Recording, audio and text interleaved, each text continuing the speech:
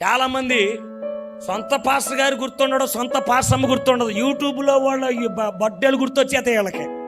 వచ్చే స్టేటస్ పెట్టేస్తారు, happy birthday అక్క, హ్యాపీ బర్త్డే. ఎత్తిమే కొట్టాలి ఓపెన్. నీ కాపరేమయ్యాడు?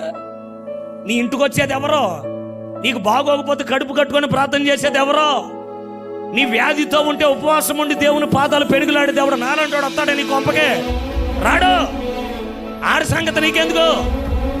యూట్యూబ్లో కనబడి సేవకుడితో నీకేం పని?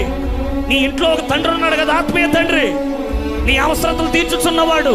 దేవుని పాదాలు పట్టుకొని రుచికరమైన దేవునికి వాక్యాన్ని ఆదివారం వండుకోనికి వడ్డింపజేస్తున్నాడుగా. ఎవడో ఆహారం నీకెందుకు? నీ సంఘం నీకుంది, నీ సహవాసం నీకుంది, నీ కాపరి నీకున్నాడు. నాలంటోడు నాకు సంఘం ఉంది, నాకు విశ్వాసం ఉన్నారు, అక్కడ నాకు చెల్లుబాటు ఏమో కానీ నీకు నేను మార్గదర్శి